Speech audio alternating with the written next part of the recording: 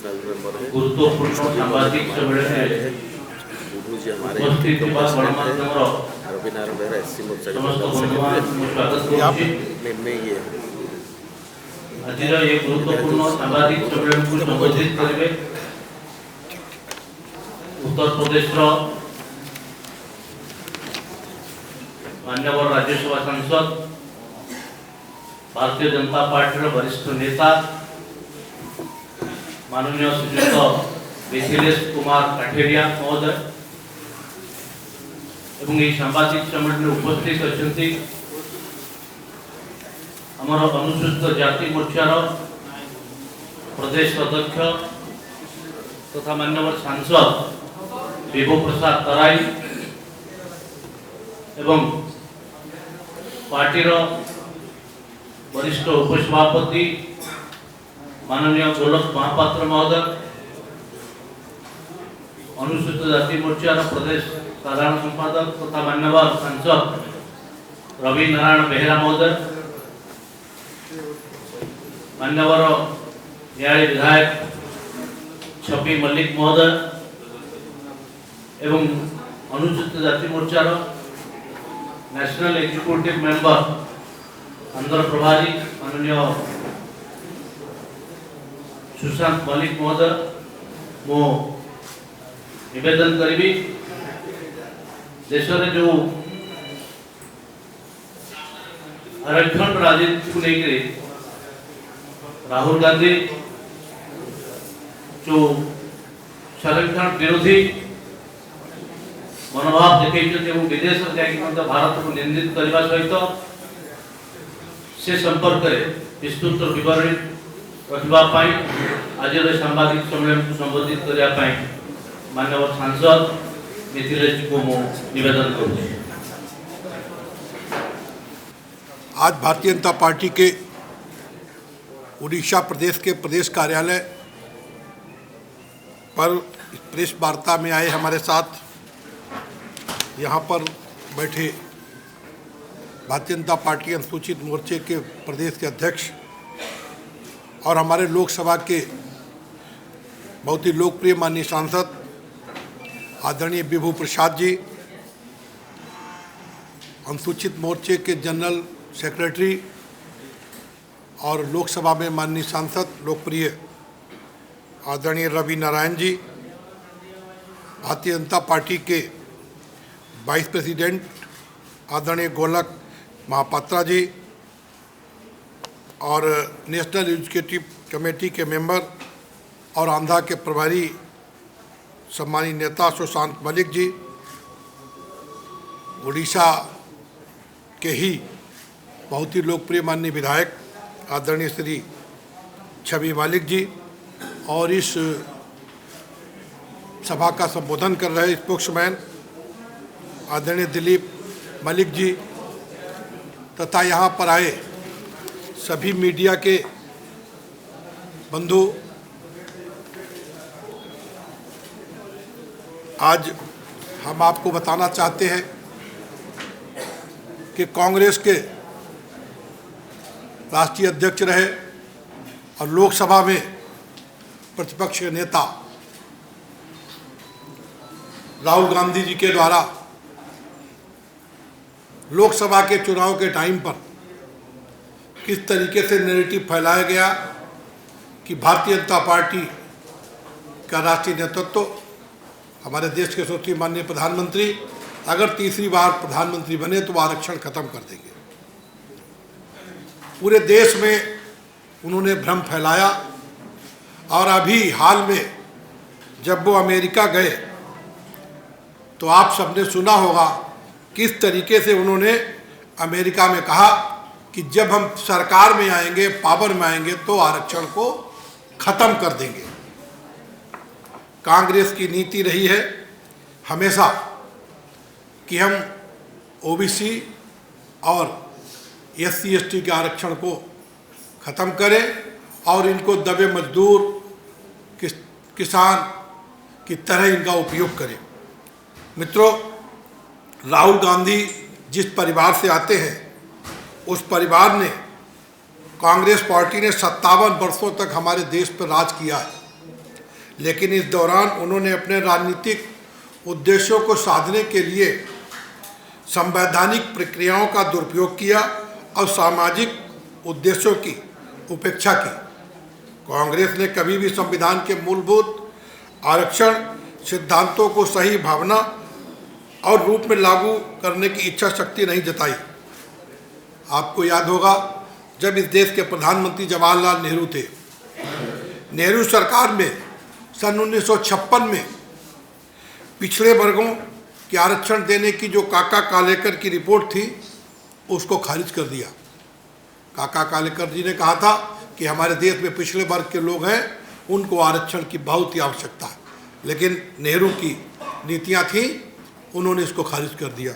नेहरू जी ने 1961 में जब वो प्रधानमंत्री थे तो पूरे देश के मुख्यमंत्रियों को पत्र लिख करके आरक्षण से अक्षमता और द्वयम दर्जे का मानक पैदा करने का पत्र लिखा था कि हम आरक्षण दे रहे हैं, ये लोग ठीक नहीं है, इनका आरक्षण खत्म कर दिया जाए। लेकिन डॉक्टर भीमराव अंबेडकर जी ने आरक्षण के लिए संविधान जो बनाया था, उसको लागू करने का काम हमारे देश के माननीय प्रधानमंत्री आदरणीय श्री मोदी जी ने किया। नेहरू ने डॉक्टर अंबेडकर के सामाजिक और राजनीतिक जीवन को भी समाप्त करने का षड्यंत्र रचा था। 1952 में लोकसभा चुनाव में और 1954 में लोकसभा के उपचुनाव में उन्हें हराने का काम किया, क्योंकि अंबेडकर जी एससी, एसटी और ओबीसी को संविधान के माध्यम से आगे लाने का काम कर रहे थे। तो कांग्रेस को पसंद नहीं था कि एससी, ओबीसी और एसटी के लोग सामान्य जीवन जिए और समाज में अच्छी अपनी पहचान बनाएं। माननीय प्रधानमंत्री मोदी जी, माननीय गृह मंत्री अमित शाह जी के द्वारा जो धारा 370 और 35A को समाप्त करके जम्मू कश्मीर में अनुसूचित जाति वर्ग को 70 वर्षों बाद सामाजिक न्याय और सम्मान दिलाने का काम माननीय नरेंद्र मोदी जी ने किया। धारा 370 हटने के बाद पहली बार अब जो चुनाव हो रहा है, उसमें आपको बड़ी जानकारी, एक हर्ष होगा कि हमारे एससी समाज को 7 और एसटी समाज को 9 सीटें पहली बार वहाँ पर एमएलए बनने जा रहे हैं। अभी तक वहाँ एससी एसटी का कोई एमएलए नहीं था, ये कांग्रेस की ही नीति थी। धारा 370 हटने के बाद माननीय प्रधानमंत्री जी के द्वारा जो पाक अधिकृत कश्मीर है, वहाँ पर भी 24 सीटें तैयार की गई हैं और उसमें 2 सीट कश्मीरी पंडितों के लिए आरक्षित कर दी गई हैं कि इनको हम पहली बार विधानसभा में पहुंचाने का काम करेंगे। मित्रों, इंदिरा गांधी के कार्यकाल में 1975 में इंदिरा गांधी जी ने आपातकाल लगा करके संविधान को कुचला था। 66 से इंदिरा गांधी ने मंडल आयोग की रिपोर्ट को भी ठंडे बस्ते में डाल दिया था। उसके बाद 1966 से 1970 तक संविधान में 25 बार संशोधन करके और 42वें संशोधन में 41 अनुच्छेदों में संशोधन और 11 नए अनुच्छेद जोड़े गए। 2014 के बाद माननीय प्रधानमंत्री मोदी जी के कार्यकाल में संविधान में केवल 8 बार संशोधन हुआ। ये अनुसूचित जाति, अनुसूचित जनजाति और पिछड़े वर्गों के हितों को ध्यान में रखते हुए किया गया। प्रधानमंत्री जी के द्वारा जो महत्वपूर्ण संशोधन किए गए हैं, 2017 में राष्ट्रीय पिछड़ा वर्ग आयोग एनसीबीसी को संवैधानिक दर्जा दिया। 2019 में आर्थिक रूप से कमजोर ईडब्ल्यूएस के तहत 10% आरक्षण देने का काम किया। 2019 में वित्त आयोग और संविधान की 6ठी अनुसूची से प्राविधान में संशोधन करके उस काम को किया। 2019 में लोकसभा और विधानसभाओं में अनुसूचित जाति, अनुसूचित जनजाति, एससी एसटी के आरक्षण के लिए 10 साल का विस्तार किया।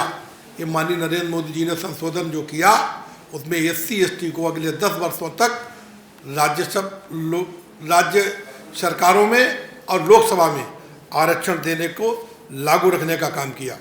2021 में राज्य और केंद्र शासित प्रदेशों को अपनी ओबीसी सूची में परिवर्तन करने का अधिकार दिया।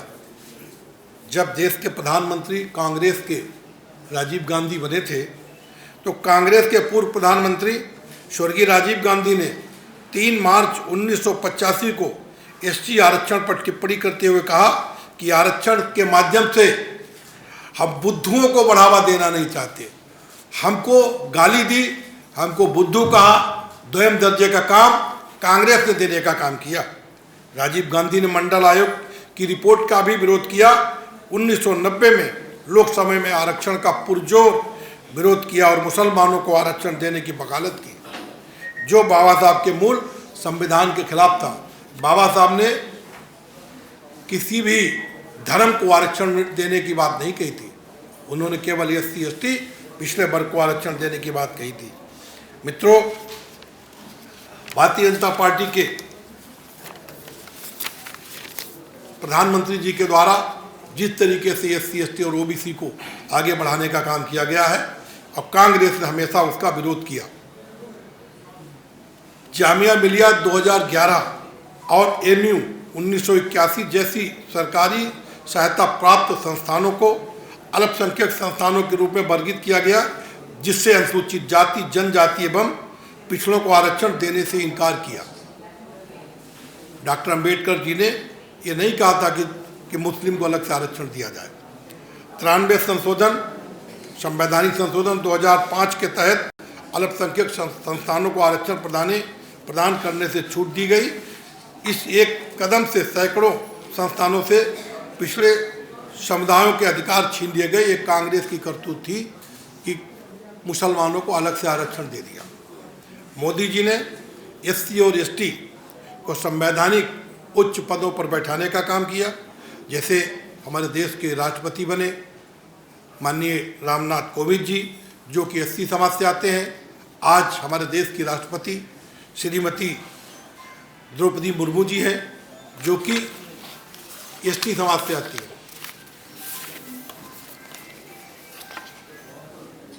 देश 1947 में जब आज़ाद हुआ, 57 वर्ष केंद्र में कांग्रेस सरकार रहते हुए संविधान दिवस भी नहीं मनाया गया। माननीय प्रधानमंत्री श्री नरेंद्र मोदी जी ने 2015 से शासकीय स्तर पर संविधान दिवस मनाना चालू किया। इसके बाद प्रधानमंत्री श्री नरेंद्र मोदी जी ने 2015 में संसद के दोनों सदनों में संविधान पर चर्चा डिस्कशन कराने का निर्णय किया, जिसका कांग्रेस ने विरोध किया। जबकि अभी आप देख रहे होंगे कांग्रेस में राहुल गांधी एक हाथ में संविधान किताब लेकर के घूम रहे थे, उसका संविधान का भी सम्मान नहीं किया, लेकिन चुनाव में दुरुपयोग करके लोगों को भ्रम फैला करके और चुनाव में उन्होंने कुछ सीटें जीत ली। जबकि 2010 में जब संविधान के 60 वर्ष पूर्ण हुए तो गुजरात में अपने कार्य के दौरान तत्कालीन मुख्यमंत्री श्री नरेंद्र मोदी जी ने संविधान गौरव यात्रा आयोजित की थी। इस यात्रा में संविधान की प्रति को हाथी के मस्तक पर रखकर पूरे शहर में निकालकर सम्मानित करने का काम माननीय नरेंद्र मोदी जी ने किया था, जब वो गुजरात के मुख्यमंत्री थे। कांग्रेस ने संविधान को अपनाने के बाद 90 मौकों पर निर्वाचित सरकारों को बर्खास्त करके अनुच्छेद 356 का दुरुपयोग किया, जिससे संविधान का मजाक उड़ाया गया। डॉक्टर अंबेडकर और संविधान सभा ने संविधान में धर्म के आधार पर आरक्षण को मान्यता नहीं दी थी। फिर भी ओबीसी कोटा से आंध्र प्रदेश में 4%, केरल में 8% और तमिलनाडु में 3.5% आरक्षण मुस्लिम समुदाय को देने का काम किया, जो कि ओबीसी का आरक्षण उन्होंने काट के काम किया। ये कांग्रेस की नीति आरक्षण के खिलाफ है। डॉक्टर भीमराव अंबेडकर का भी समय समय पर ये लोग अपमान करते रहे। कांग्रेस ने अपनी सरकारों में कभी भी आदरणीय श्री बाबा साहब का तैल चित्र संसद में नहीं लगने दिया और ना ही उन्हें कभी भारत रत्न देने का विचार किया। पूर्व प्रधानमंत्री श्री अटल बिहारी वाजपेयी जी ने कल्याण मंत्रालय को सामाजिक न्याय और अधिकारिता मंत्रालय के रूप में बदला।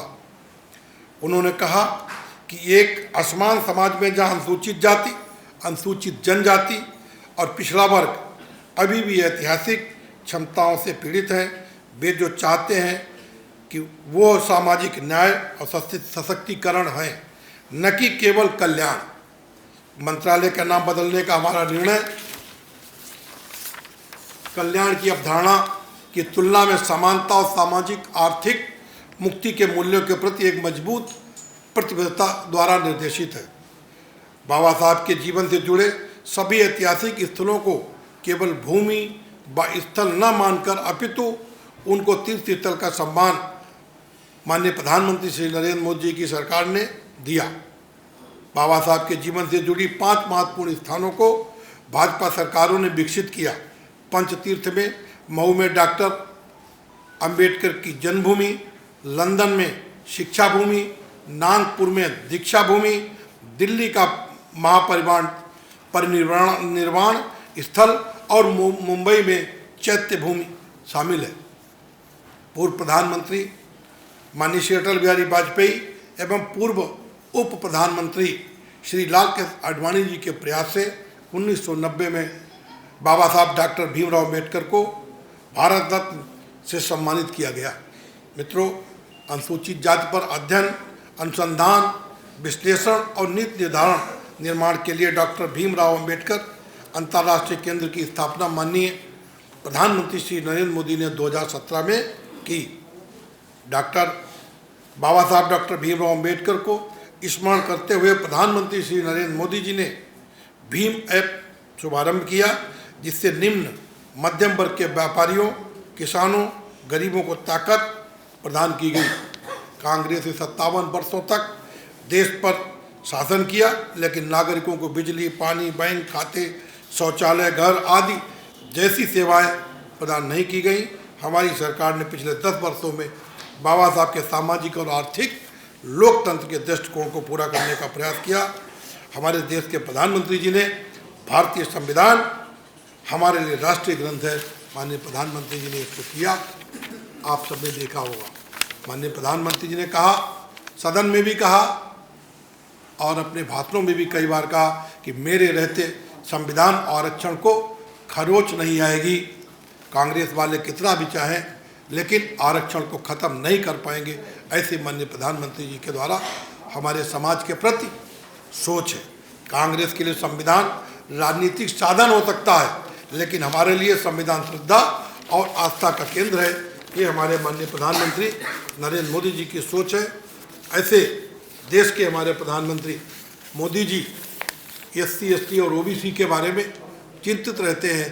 अब कांग्रेस के द्वारा जो भ्रम फैलाया गया कि हम 400 पार हो जाएंगे तो संविधान खत्म कर देंगे, तो अभी आपने अमेरिका में देखा होगा किस तरीके से राहुल गांधी के द्वारा कहा गया कि जब हम पावर में आएंगे तो हम संविधान में संशोधन करके आरक्षण को खत्म कर देंगे। मित्रों, यही एक मौका है आपके चैनल के माध्यम से पब्लिक तक पहुंचाना चाहता हूं कि अनुसूचित जाति, अनुसूचित जनजाति और पिछड़े वर्ग के असली हितैषी हमारे देश के माननीय प्रधानमंत्री आदरणीय श्री नरेंद्र मोदी जी हैं। भारतीय जनता पार्टी सरकार है। आए हुए सभी लोगों का हृदय से आभार, बहुत बहुत धन्यवाद।